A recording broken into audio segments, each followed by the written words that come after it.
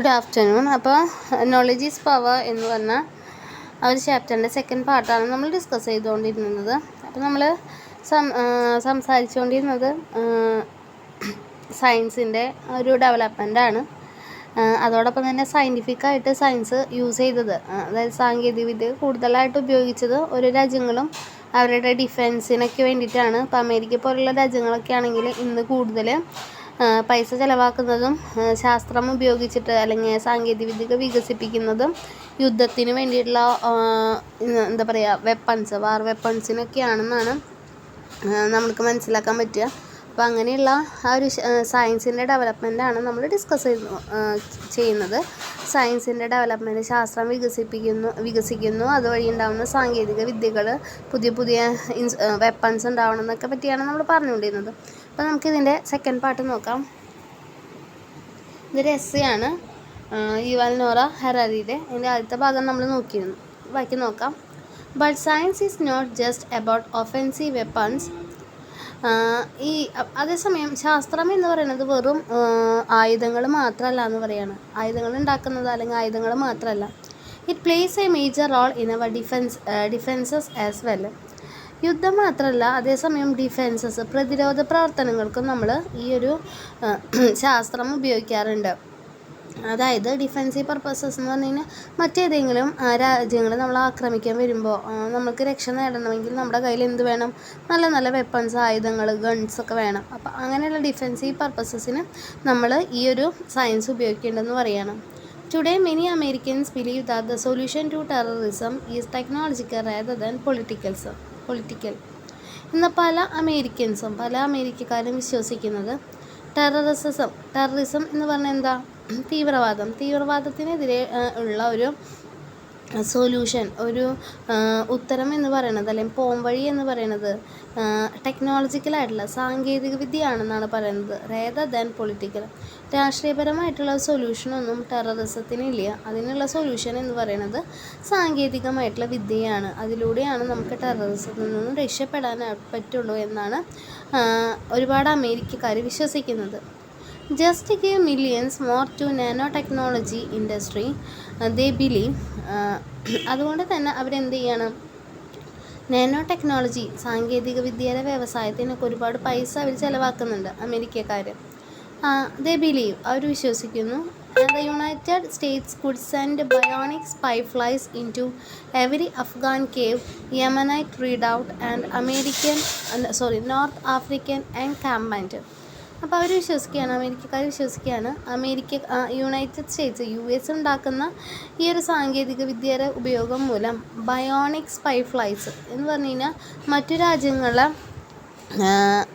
ഇപ്പോൾ കേവുകളൊക്കെ ഉണ്ടെങ്കിൽ, മറ്റു രാജ്യങ്ങളിൽ എവിടെയെങ്കിലുമൊക്കെ ഇങ്ങനെ തീവ്രവാദികൾ ഒളിച്ചൊക്കെ ഇരിക്കുന്നുണ്ടെങ്കിൽ അതൊക്കെ കണ്ടെത്താനുള്ള, എന്തൊക്കെ ചെയ്യുന്നതെന്നുള്ള കണ്ടെത്താനൊക്കെയുള്ള ചാരപ്രവർത്തനമില്ലേ, സ്പൈ ഫ്ലൈസ്, അങ്ങനെയുള്ള ചാരപ്രവർത്തനത്തിന് വേണ്ടിയുള്ള ചെറിയ വിമാനങ്ങളൊക്കെ ഉണ്ടാക്കാനായിട്ട്, ബയോണിക് സ്പൈസ് ഒക്കെ ഉണ്ടാക്കാനായിട്ട് ഈ ഒരു ശാസ്ത്രത്തിന് സാധിക്കുമെന്ന് വിശ്വസിക്കുകയാണ്. അങ്ങനെ യുണൈറ്റഡ് സ്റ്റേറ്റ്സ് അമേരിക്കയ്ക്ക് സെൻഡ് ചെയ്യാൻ പറ്റും ഇങ്ങനെയുള്ള ബയോണിക് സ്പൈ ഫ്ലൈസിനെ. എവിടേക്കാണ്? Into every Afghan cave. Afghanistan എന്ന് പറഞ്ഞ രാജ്യത്ത് ഒരുപാട് ഗുഹകളൊക്കെ ഉണ്ട്. അപ്പോൾ തീവ്രവാദികൾക്ക് ഒളിച്ചിരിക്കാനൊക്കെ സുഖമാണ്. അപ്പോൾ ഇങ്ങനെയുള്ള ബയോണിക് സ്പൈസ് വഴി അത് കണ്ടെത്താനായിട്ട് സാധിക്കുമെന്നാണ് പറയണത്. ദെൻ യമനൈറ്റ് റീഡൗട്ട്, അതുപോലെ തന്നെ യമൻ്റെ ഗുഹകളിലേക്ക്, അങ്ങനെയുള്ള സ്ഥലങ്ങളിലേക്കൊക്കെ കയറി ചെല്ലാനായിട്ട് പറ്റും.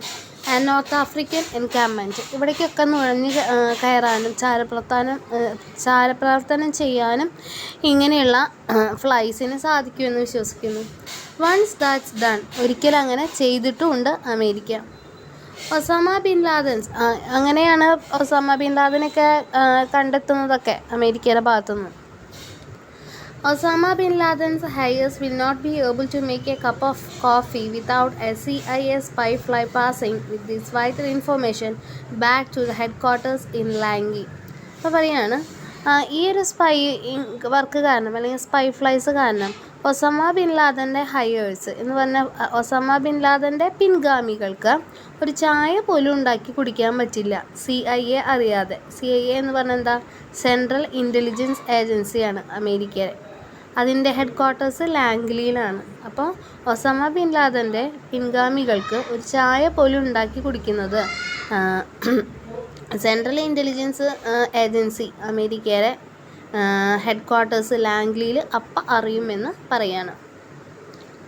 Allocate millions more to brain research and every എന്ന് പറഞ്ഞാൽ എന്താ, അലോക്കേറ്റ് മില്യൻസ്, ഒരുപാട് മില്യൺ പൈസ ചിലവഴിക്കുന്നുണ്ട് ഇങ്ങനെയുള്ള റിസർച്ചുകൾക്ക്, ഗവേഷണത്തിന്. ആൻഡ് എവരി എയർപോർട്ട്,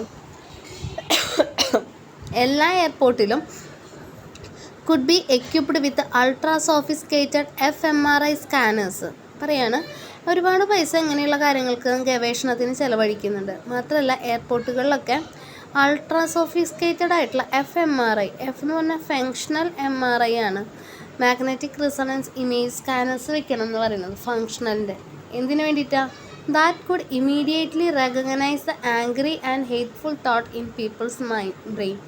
അപ്പോൾ ഓരോ വ്യക്തിയുടെയും മനസ്സിലുള്ള ദേഷ്യം, പക, ആ ചിന്തകൾ നമുക്കപ്പോൾ മനസ്സിലാക്കാനായിട്ട് സാധിക്കും. അപ്പോൾ ഇവർ നമ്മുടെ ശത്രുക്കളാണ്, നമ്മുടെ രാജ്യത്തെ നശിപ്പിക്കാൻ വന്നതാണ്, ഇവരുടെ മനസ്സിൽ എന്താണെന്നൊക്കെ വായിച്ചെടുക്കാനുള്ള കപ്പാസിറ്റിയുള്ള FMRI സ്കാനുകൾ നിക്ഷേപിക്കണം എന്ന് പറയാണ്. Will it really work? ഇതൊക്കെ ശരിക്കും വർക്കാവോ എന്ന് ചോദിക്കുകയാണ്. Who knows? ആർക്കറിയാം. Is it wise to develop bionic flies and thought reading scanners? ഇങ്ങനെയുള്ള ബയോണിക് ഫ്ലൈസുകളും അതുപോലെ തന്നെ ചിന്തകളെ വായിക്കാൻ പറ്റുന്ന സ്കാനറുകളും ഒക്കെ വികസിപ്പിച്ചെടുക്കുന്നത് ബുദ്ധിപരമാണോ എന്ന് ചോദിക്കുകയാണ്, നമ്മളോട് ചോദിക്കുകയാണ് ക്വസ്റ്റ്യൻ രൂപത്തിൽ. നോട്ട് നെസസറിലി, അത്ര ആവശ്യമുള്ളതല്ല, അല്ലെങ്കിൽ അതുപോലെ എല്ലാം യൂസ്ഫുള്ളും അല്ലെങ്കിൽ ബുദ്ധിപരമാവണമെന്നും ഇല്ല. B that as it may, അതേപോലെ തന്നെ ആവട്ടെ. As you read these lines the US department of defence is transferring millions of dollars. നമ്മളിത് വായിച്ചുകൊണ്ടിരിക്കുന്ന ഈ സമയത്തും US പ്രതിരോധത്തിൻ്റെ ഡിപ്പാർട്ട്മെൻറ്റ്, ഡിഫെൻസിൻ്റെ ഡിപ്പാർട്ട്മെൻറ്റ് പൈസ അങ്ങനെ ട്രാൻസ്ഫർ ചെയ്തുകൊണ്ടിരിക്കുകയാണ്, ഡോളറുകൾ. എന്തിനു വേണ്ടിയിട്ട്? ടു നാനോ ടെക്നോളജിക്കും അതുപോലെ തന്നെ ബ്രെയിൻ, തലച്ചോറിൻ്റെ ലാബുകൾക്കും. ഫോർ വർക്ക് ഓൺ ദീസ്, ഇതിനെയൊക്കെ പറ്റി വർക്ക് ചെയ്യാനായിട്ട്. ആൻഡ് അതർ സച്ച് ഐഡിയാസും, മറ്റ് ആശയങ്ങൾക്കും. നെക്സ്റ്റ് നോക്കാം. This obsession with military technology from tanks to atom bombs to spy ബ്ലത്ത് is a surprisingly recent phenomenon. പക്ഷേ മിലിറ്ററിക്ക് വേണ്ടിയിട്ട്, അതായത് യുദ്ധത്തിനും യുദ്ധതന്ത്രങ്ങൾക്കും വേണ്ടിയിട്ട് ഇത്ര അധികം പൈസ ചിലവഴിക്കുക, അത് ടാങ്ക് തൊട്ട് ആറ്റം ബോംബുകൾ തൊട്ട് സ്പൈ ഫ്ലൈ വരെ ഇത്ര പൈസ ചിലവഴിക്കുക എന്ന് പറയുന്നത് ഇപ്പോൾ അടുത്ത കാലത്ത് മാത്രം ഉണ്ടായിട്ടുള്ള ഒരു പ്രതിഭാസമാണെന്ന് പറയുകയാണ്. മുൻപ് ഇത്രയധികം പൈസയൊന്നും ചിലവഴിച്ചിരുന്നില്ല. അപ്പ് അൺടിൽ 19th century, 19ാം നൂറ്റാണ്ട് വരെ, the vast majority of military revolutions were the product of organizational rather than technological changes. 19ാം നൂറ്റാണ്ട് വരെ മിലിറ്ററിയിൽ യുദ്ധവുമായി ബന്ധപ്പെട്ട വിപ്ലവങ്ങൾ എന്ന് പറയുന്നത് കൂട്ടായ്മയുടെ വിപ്ലവങ്ങളായിരുന്നു, അല്ലാതെ സാങ്കേതിക വിദ്യ കൊണ്ടുണ്ടായിട്ടുള്ള മാറ്റങ്ങൾ ആയിരുന്നില്ല. When alien civilization met for the first time, technological gaps sometimes played an important role. But even in such cases, few thought of deliberately creating or enlarging such gaps. ആദ്യത്തിലൊന്നും ഈ ഒരു മിലിറ്ററിക്ക് വേണ്ടിയിട്ട് ഒരുപാട് പൈസ ചിലവഴിച്ചിട്ടുണ്ടായിരുന്നില്ല എന്ന് പറയാണ്. നെക്സ്റ്റ് നോക്കാം. Most empires did not rise thanks to technological wizardry. എന്താ പറയുക, എംപയേഴ്സ്, രാജാക്കന്മാർ അല്ലെങ്കിൽ ആ ഒരു രാജഭരണം, അവരൊന്നും ഈ ഒരു ടെക്നോളജി, സാങ്കേതിക വിദ്യയോട് വലിയ നന്ദിയൊന്നും പറഞ്ഞിട്ടൊന്നുമില്ല. And their rulers did not give much thought to technological improvement. അവിടുത്തെ ഭരണകർത്താക്കൾ അല്ലെങ്കിൽ ആ ഒരു രാജഭരണകാലത്തെ രാജാക്കന്മാർ സാങ്കേതിക വികസനം ഉണ്ടാവണമെന്നും അവരുടെ ചിന്തകളിൽ പോലും അങ്ങനെ ഉണ്ടായിരുന്നില്ല എന്ന് പറയാണ്. ഈ തോക്കും കാര്യങ്ങളൊക്കെ അങ്ങനെ വികസിപ്പിച്ചെടുക്കണം, അങ്ങനെ ഒരു വികസനം ഉണ്ടാവണം എന്ന് അവരുടെ ചിന്തകളിൽ ഉണ്ടായിരുന്നില്ല എന്ന് പറയണം. പണ്ടത്തെ കാര്യമാണ് കേട്ടോ പറയണത്. The Arabs did not defeat the Sassanid empire thanks to superior bows or swords. The Seljuks had no technological advantage over Byzantines, and Mongols did not conquer China with the help of some ingenious new weapon. ഇപ്പം എന്താ പറയുന്നത്, ഒരേ technology ഇല്ലാത്തതിൻ്റെ പേരിൽ അല്ലെങ്കിൽ അവർ ടെക്നോളജിക്ക് പ്രാധാന്യം കൊടുത്തില്ല എന്നതിന് തെളിവുകളാണ് പറയണത്. അങ്ങനെയല്ല, ടെക്നോളജിക്ക് അവർ പ്രാധാന്യം കൊടുത്തിരുന്നു എങ്കിൽ അമേരിക്കയ്ക്ക് അറബുകൾക്ക് സസാനിഡൈൻ എംപയറിനെ തോൽപ്പിക്കാനായിട്ട് പറ്റില്ലായിരുന്നു എന്നാണ് പറയണത്. സസാനിഡ് എംപയർ അന്നൊന്നും ഈ ഒരു ടെക്നോളജിക്കൽ ഇമ്പ്രൂവ്മെൻറ്റിന് പ്രാധാന്യം കൊടുത്തൊന്നുമില്ല. അതുകൊണ്ടാണ് അറബ്സ് അവരെ ഡിഫീറ്റ് ചെയ്തത്. അതാ പറയുന്നത്, the Arabs did not defeat Sassanid empire thanks to superior bows or swords എന്ന് പറയാണ്. The Seljuks had no technological advantage. ഇനി സെൽജുക്കിൻ്റെ കാര്യം നോക്കിയാലോ, അവർക്കും സാങ്കേതികമായിട്ടുള്ള ഒരു അഡ്വാൻറ്റേജ് ഉണ്ടായിരുന്നില്ല over Byzantines. And the Mongols did not conquer China with the help of some ingenious new weapons. Mongolians China invade ചെയ്ത സമയമാണ് പറയണത്. അന്ന് ചൈന വലിയൊരു പ്രാധാന്യം ഈ ഒരു സയൻറ്റിഫിക് ആയിട്ടുള്ള അല്ലെങ്കിൽ ടെക്നോളജിക്കൽ ഇമ്പ്രൂവ്മെൻറ്റിന് കൊടുത്തിരുന്നില്ല എന്നും പറയുകയാണ്. In fact in all these cases, ഈ സംഭവങ്ങളിലൊക്കെ the vanquished enjoyed superior military and civilian technology. ഈ ഒരു കാര്യങ്ങളിലൊക്കെ ദ വാങ്ക്വിഷ്ഡ്, അതായത് ജയിച്ചത്, അവർക്ക് എന്തുണ്ടായിരുന്നു? സുപ്പീരിയർ ആയിട്ടുള്ള മിലിറ്ററി ഉണ്ടായിരുന്നു, ഒരു സിവിലിയൻ ടെക്നോളജി ഉണ്ടായിരുന്നു എന്ന് പറയണം. The Roman army is a particularly good example. അങ്ങനെ നല്ലൊരു മിലിറ്ററിയും സിവിലിയൻ ടെക്നോളജി ഉണ്ടായിരുന്നതിന് ഒരു എക്സാമ്പിളാണ് Roman army. It was the best army. അതുവരെ ഉണ്ടായിരുന്നില്ല ഏറ്റവും നല്ല ആർമിയായിരുന്നു റോമൻ്റെ ആർമി. ഈ ടെക്നോളജിക്കലി സ്പീക്കിംഗ്, ടെക്നോളജി പരമായിട്ട് പറയുകയാണെങ്കിൽ Rome had no edge over Carthage, Macedonia and Seleucid empire. Its advantage rested on efficient organisation. പക്ഷെ വലിയ ടെക്നോളജിക്കലായിട്ടുള്ള ഡെവലപ്മെൻ്റ് അല്ല, അതേസമയം നല്ലൊരു ഓർഗനൈസേഷനാണ് റോമൻ ആർമിയുടെ അത്ര പവർഫുള്ളാക്കിയത്. തന്നെ ഒരു ഡിസിപ്ലിൻ ഉണ്ടായിരുന്നു and huge man power reserves. നല്ലൊരു മാൻ പവർ ഉണ്ടായിരുന്നു. അതുള്ളത് കൊണ്ടൊക്കെ തന്നെയാണ് റോമൻ ആർമിക്ക് ബാക്കി കാർത്തേജ്, മാക്കഡോണിയ, സെലൂസിഡ് എംപയറിനെയൊക്കെ തോൽപ്പിക്കാനായിട്ട് സാധിച്ചത്. അല്ലാതെ വല്ലാതൊരു ടെക്നോളജി ഉള്ളത് കൊണ്ട് മാത്രമല്ല എന്ന് പറയില്ല, അല്ലെങ്കിൽ ടെക്നോളജിക്കൽ ഇമ്പ്രൂവ്മെൻറ്റ് കൊണ്ട് മാത്രമല്ല. The Roman army never set up a research. അതേസമയം റോമൻ ആർമി ഒരിക്കലും ഒരു ഗവേഷണമോ അല്ലെങ്കിൽ ഒരു വികസനത്തിന് വേണ്ടിയിട്ടൊരു ഡിപ്പാർട്ട്മെൻറ്റോ ഉണ്ടാക്കിയിട്ടില്ല. And its weapons remain more or less the same for centuries. നൂറ്റാണ്ടുകളോളം അവരുടെ ആയുധങ്ങൾ സെയിം തന്നെയായിട്ട് നിലനിന്നു. നെക്സ്റ്റ് നോക്കാം. If the legions of Scipio Aemilianus, the general who leveled Carthage and defeated Numantians in the 2nd century BC, had suddenly popped out 500 years later in the age of Constantine the Great, Scipio would have had a fair chance of beating Constantine. എന്ന് പറഞ്ഞാൽ എന്താ? ഈ ഒരു ജനറലിനെ പറ്റിയിട്ടാണ് പറയുന്നത്. ജനറലിൻ്റെ പേരെന്താ? ലിജിനിയസ് of സ്കിപ്പിയോ എലിമാനിസ്. അതൊരു ജനറലാണ്, ഒരു റൂളറാണ്, അല്ലെങ്കിൽ ഒരു പട്ടാളക്കാരനാണെന്ന് പറയാം. അയാളാണ് കാർത്തേജിനെ സമനിലയിൽ ആക്കിയതും അതേസമയം നുമാൻഷ്യൻസിനെ തോൽപ്പിച്ചതും. അത് 2nd സെഞ്ചുറി ബിസിലായിരുന്നു. പക്ഷെ അതൊരു 500 ഇയേഴ്സ് ലേറ്റർ, ഒരു 500 വർഷം മുൻപോട്ട് വന്നിട്ട് കോൺസ്റ്റന്റൈൻ ദ ഗ്രേറ്റിൻ്റെ കാലഘട്ടത്തിലാണെങ്കിൽ കോൺസ്റ്റന്റൈനെ തോൽപ്പിക്കാനുള്ളൊരു വലിയ ചാൻസ് ആർക്ക് കിട്ടിയിരുന്നില്ല? സ്കിപ്പിയോ എലിമാനിസിന് കിട്ടിയിരുന്നില്ല എന്ന് പറയാണ്. കാരണം അപ്പോഴേക്കും കുറച്ചും കൂടെ ടെക്നോളജി വികസിതമായേനെ എന്ന് പറയാണ്. Now imagine what would happen to a general from a few centuries back. എന്താണ് വേറൊരു ജനറലിൻ്റെ കാര്യം പറയാണ്. കുറേ കാലങ്ങൾക്ക് മുൻപ്, അതായത് കുറച്ച് നൂറ്റാണ്ടുകൾക്ക് മുമ്പ് ഉണ്ടായ ഒരു ജനറലിന് എന്ത് സംഭവിച്ചു എന്ന് നമുക്ക് ചിന്തിച്ച് നോക്കാം, അല്ലെങ്കിൽ ഇമാജിൻ ചെയ്യാം, സങ്കല്പിക്കാം എന്ന് പറയാണ്. നെപ്പോളിയൻ ഒരു റൂളറുടെ പേര് നമുക്ക് എല്ലാവർക്കും അറിയുന്ന നെപ്പോളിയനാണ്. If he led his troop against a modern armed brigade. ഒന്ന് ചിന്തിച്ച് നോക്കൂ, നെപ്പോളിയൻ വലിയൊരു പോരാളിയായിരുന്നു. നെപ്പോളിയനെ ആർക്കും തോൽപ്പിക്കാൻ പറ്റില്ല എന്നൊക്കെയാണ് പറഞ്ഞിരുന്നത്. ആ ഒരു നെപ്പോളിയൻ നല്ല വളരെ മോഡേൺ ആയിട്ടുള്ള ഒരു ആർമിക്ക് നേരെയായിട്ടാണ്, ഇന്നത്തെ ഒരു പട്ടാളത്തിന് നേരെയാണ്. ഇന്നത്തെ ആർമിക്ക് പ്രത്യേകത എന്താ? ഒരുപാട് ആയുധങ്ങളും കാര്യങ്ങളൊക്കെ ഉണ്ട്. അവർക്ക് നേരെയാണ് ഒരു യുദ്ധം നയിച്ചിരുന്നതെങ്കിൽ എന്ത് സംഭവിക്കുമെന്ന് പറയാണ്. Napoleon was a brilliant tactician. നല്ലൊരു നയതന്ത്രജ്ഞനായിരുന്നു Napoleon. And his men were crack professionals. അദ്ദേഹത്തിൻ്റെ പട്ടാളത്തിലുണ്ടായിരുന്നവരൊക്കെ നല്ല പ്രൊഫഷണൽസ് ആയിരുന്നു. But their skills would be useless. പക്ഷെ എത്ര നല്ല പ്രൊഫഷണൽസ് ആണെങ്കിലും അവരുടെ കഴിവുകളൊക്കെ നിഷ്ഫലമാവുമായിരുന്നു, അല്ലെങ്കിൽ യൂസ്ലെസ് ആവുമായിരുന്നു in the face of modern weaponry. കാരണം എന്താ, ആധുനിക കാലത്തിൻ്റെ ആയുധങ്ങളുടെ മുന്നിൽ നെപ്പോളിയൻ്റെ നയതന്ത്രജ്ഞവും നെപ്പോളിയൻ്റെ പ്രൊഫഷണൽസും ഒക്കെ ഒന്നുമല്ലാതായി തീരുമായിരുന്നു. നെപ്പോളിയൻ എന്തായാലും തോൽക്കുമായിരുന്നു എന്നാണ് പറയുന്നത്. അപ്പോൾ ഇതൊക്കെ സാങ്കേതിക വിദ്യയുടെ ഡെവലപ്മെൻറ്റ്. സാങ്കേതിക വിദ്യ കൂടുതലും നമ്മൾ വാറിന് ഉപയോഗിക്കുന്നു. അപ്പോൾ വാറിൽ നല്ല നല്ല വെപ്പൺസ് വരുന്നു എന്നൊക്കെയാണ് പറയുന്നത്.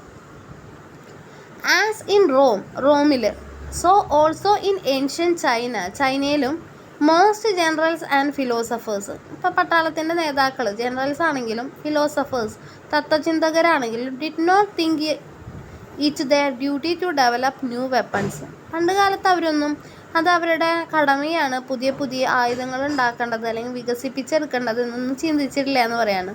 The most important military invention in the history of ചൈനയുടെ ചരിത്രത്തിലെ ഏറ്റവും വലിയ ഒരു യുദ്ധവുമായി ബന്ധപ്പെട്ടൊരു കണ്ടുപിടുത്തം എന്ന് പറയുകയാണെങ്കിൽ നമുക്കത് ഗൺ പൗഡർ ആണെന്ന് പറയാം. ഗൺ പൗഡർ എന്ന് പറഞ്ഞാൽ വെടിമരുന്ന്. അണ്ടർലൈൻ ചെയ്യാട്ടോ. Yet to the best of our knowledge. പക്ഷെ അപ്പോഴും നമ്മൾ ഒരു കാര്യം മനസ്സിലാക്കണം. എന്താണത്? Gunpowder was invented accidentally. Gunpowder എന്തോ ഒരു ആക്സിഡൻ്റലി വേറെ എന്തോ ഉണ്ടാക്കാനായിട്ട് ലാബിൽ പരീക്ഷണം നടത്തിയതാണ്. അങ്ങനെ ആക്സിഡൻ്റലി ഒട്ടും പ്രതീക്ഷിക്കാതെയാണ് ഗൺ പൗഡർ ഉണ്ടായത്. അല്ലാതെ അത് യുദ്ധത്തിന് ഉപയോഗിക്കാൻ വേണ്ടിയിട്ട് ഉണ്ടാക്കിയതൊന്നുമല്ല. Gunpowder was invented accidentally by ആരാ? Daoist alchemist searching for elixir of life. Elixir of life എന്ന് പറഞ്ഞാൽ എന്താ? ജീവൻ നിലനിർത്താനുള്ള എന്തോ ഒരു അമൃതം എന്നൊക്കെ പറയില്ലേ, അതുപോലെ ജീവൻ നിലനിർത്താനുള്ള എന്തോ കണ്ടുപിടിക്കാനായിട്ട് ചൈനയുടെ ലാബിൽ പരീക്ഷണങ്ങൾ നടത്തിയപ്പോൾ ആൽച്ചമിസ്റ്റ് എന്ന് പറഞ്ഞാൽ കെമിസ്റ്റ് രസതന്ത്രജ്ഞൻ ആള് എന്താ പറയുക, ആക്സിഡൻ്റായിട്ട് ഒട്ടും പ്രതീക്ഷിക്കാതെ വേണമെന്ന് വിചാരിച്ചിട്ടല്ല ഗൺ പൗഡർ കണ്ടെത്തിയതെന്ന് പറയാണ്. Gunpowder subsequent career is even more telling. Gun പൗഡറിൻ്റെ ആ ഒരു കരിയർ നോക്കുകയാണെങ്കിലോ അതും കുറച്ച് നമുക്ക് പറഞ്ഞു തരുമെന്ന് പറയാണ്. One might have thought that Daoist alchemist would have made China master of the world. ചിലപ്പോൾ നമ്മൾ വിചാരിക്കും ഈ ഒരു ഡാവോയിസ്റ്റ് കെമിസ്റ്റിൻ്റെ ഈ ഒരു കണ്ടുപിടുത്തം, ഗൺ പൗഡറിൻ്റെ കണ്ടുപിടുത്തമാണ് ചൈനേനെ ലോകത്തിലെ മാസ്റ്ററാക്കി മാറ്റിയതെന്ന്. ഇൻ ഫാക്ട് സത്യം പറയുകയാണെങ്കിൽ Chinese used new compound mainly four fire crackers. ആദ്യമൊക്കെ ചൈനക്കാർ ഇത് ഗൺ പൗഡർ യുദ്ധത്തിന് വേണ്ടിയല്ല ഉപയോഗിച്ചിരുന്നത്, പക്ഷേ ഫയർ ക്രാക്കേഴ്സിനാണ്, അതായത് പടക്കം പൊട്ടിക്കാൻ. Even as the Song empire collapse in the face of Mongol invention, no empire set up a medieval Manhattan project to save the empire by inventing a doomsday weapon. ഇവിടെ song എന്ന് പറഞ്ഞൊരു സാമ്രാജ്യം, song Empire തകർന്നു വീഴുകയാണ്. അവരെ Mongolians Mongol invention കൊണ്ട് Mongols song എംപയറിനെ നിലം പരിശാക്കുകയാണ്. അപ്പോൾ സോങ് സാമ്രാജ്യത്തിലെ ഒരു രാജാവും ഒരു എംപററും ഒരു മിഡീവലായിട്ടുള്ളൊരു മധ്യകാലഘട്ടത്തിലൊരു പ്രൊജക്റ്റ്, മാൻഹാട്ടൻ പ്രൊജക്റ്റ് നടത്തി പെട്ടെന്ന് തൻ്റെ സാമ്രാജ്യത്തെ രക്ഷപ്പെടുത്താനുള്ള ഒരു ആയുധം നിർമ്മിക്കാനോ അല്ലെങ്കിൽ ഇൻവെൻ്റ് ചെയ്യാനോ അതുവഴി തൻ്റെ സാമ്രാജ്യത്തെ രക്ഷിക്കാനോ ഉള്ളൊരു സെറ്റപ്പ് ഉണ്ടാക്കിയില്ല എന്നാണ് പറയുന്നത്. Only in the 15th century, 15ാം നൂറ്റാണ്ടിൽ, അതായത് about 600 years after the invention of gunpowder ഉണ്ടാക്കി 600 വർഷങ്ങൾക്ക് ശേഷം did cannons become a decisive factor on Afro Asian battlefields. അങ്ങനെ ഗൺ പൗഡർ ഉണ്ടാക്കി ഒരു 600 വർഷങ്ങൾക്ക് ശേഷമാണ് ഇത് ഗണ്ണിൽ ഉപയോഗിക്കാനായിട്ട് തുടങ്ങിയത്. യുദ്ധത്തിൽ നമ്മുടെ തോക്കുകളിൽ ഉപയോഗിക്കാൻ, വലിയ വലിയ തോക്കായിട്ടുള്ള കാനൺ എന്ന് പറഞ്ഞാൽ ലോങ് റിഫിൾ, വലിയ തോക്ക് അതിലുപയോഗിക്കാനായിട്ട് തുടങ്ങിയത്. അതും ആഫ്രോ ഏഷ്യൻ ബാറ്റിൽ ഫീൽഡുകളിൽ ഉപയോഗിക്കാനായിട്ട് തുടങ്ങിയത്. Why did it take so long for the deadly potential of this substance to be put to military use? നമ്മളോട് ചോദിക്കുകയാണ്, എന്തുകൊണ്ടായിരിക്കാം ഇത്രയും സമയം എടുത്തത് ഗൺ പൗഡർ പോലെയുള്ള ഇത്രയും മാരകമായിട്ടുള്ള ഒരു വസ്തു എന്തുകൊണ്ടായിരിക്കാം മിലിറ്ററി ഉപയോഗിക്കാൻ ഇത്രയും വൈകിയതെന്ന് നമ്മളോട് ചോദിക്കുകയാണ്.